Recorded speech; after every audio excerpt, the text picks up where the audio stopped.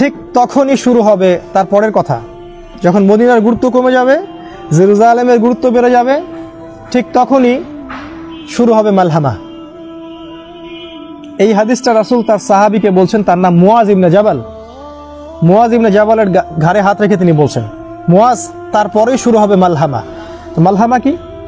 তিনি বলছেন, মালহামা হচ্ছে এমন যুদ্ধ যেটা মানব জাতি কখনো কল্পনাও করেনি। যে যুদ্ধে প্রত্যেক 100 জন সৈন্যর মধ্যে 99টা সৈন্য মারা যাবে।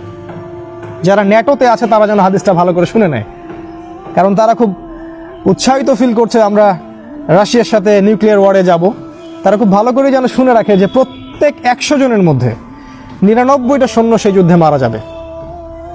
তার মানে এই যুদ্ধটা কোনো কনভেনশনাল যুদ্ধ হবে না, এটা হবে নিউক্লিয়ার যুদ্ধ, যার ফলে এই পুরো বিশ্বের চেহারাটাই বদলে যাবে। হয়তো এতগুলো কান্ট্রি আর থাকবে না, মানুষের সংখ্যা অনেক কমে আসবে, আর যারা বেঁচে থাকবে ওরাও থাকবে হরিবল একটা দেশের, হরিবল একটা কান্ট্রির মধ্যে।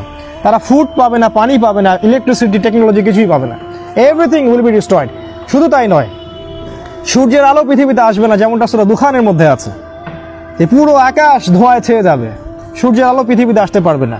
আপনারা পারমাণবিক বিস্ফোরণের এই মাশরুম ক্লাউডগুলো দেখেন, সারা ওয়ার্ল্ডকে ঢেকে দিবে। তিনি বলছেন এই মালহামায় এইরকম একটা অবস্থা হবে, যেটা আমাদের সামনে। আর অফকোর্স আমাদের যারা স্কলার্স অফ ইসলাম তারা বেশিরভাগই হালুয়া, রুটি, বিরিয়ানি খাচ্ছেন এবং ঘুমাচ্ছেন। এগুলো নিয়ে তাদের কোনো মাথা ব্যথা নাই, তাদের বিন্দু মাত্র মাথা ব্যথা নাই এগুলো নিয়ে। তারপর কি হবে হে মুয়াজ? তারপরে মালহামার পরে মুসলিমরা কনস্ট্যান্টিনোপল বিজয় করবে। টার্কিশ প্রাইম মিনিস্টার এটা জানা উচিত যে তারপরে মুসলিমরা কনস্ট্যান্টিনোপল বিজয় করবে, তারা সারেন্ডার করবে না, বিজয় করবে। আর অবশ্যই এই বিজয়ের মধ্যে মুসলিমদের একটা অ্যালায়েন্স থাকবে, যেটা হচ্ছে এমন কিছু খ্রিস্টান যারা সত্যিকার অর্থে আল্লাহ বিশ্বাস করে, সত্যিকার অর্থে তারা বিশ্বাস করে যে ঈসা আলাইহিস সালাম আল্লাহর পুত্র নন, তাদের মধ্যে ফেইথ আছে। এমন কিছু খ্রিস্টান মুসলিমদের সাথে অ্যালায়েন্স হয়ে থাকবে, তারা কনস্ট্যান্টিনোপল বিজয় করবে। এবং তিনি বলছেন কনস্ট্যান্টিনোপল বিজয়ের পরই বের হবে মাসিহুদ দাজ্জাল, যেই মাসিহের অপেক্ষায় স্টেট অফ ইসরায়েল বসে আছে।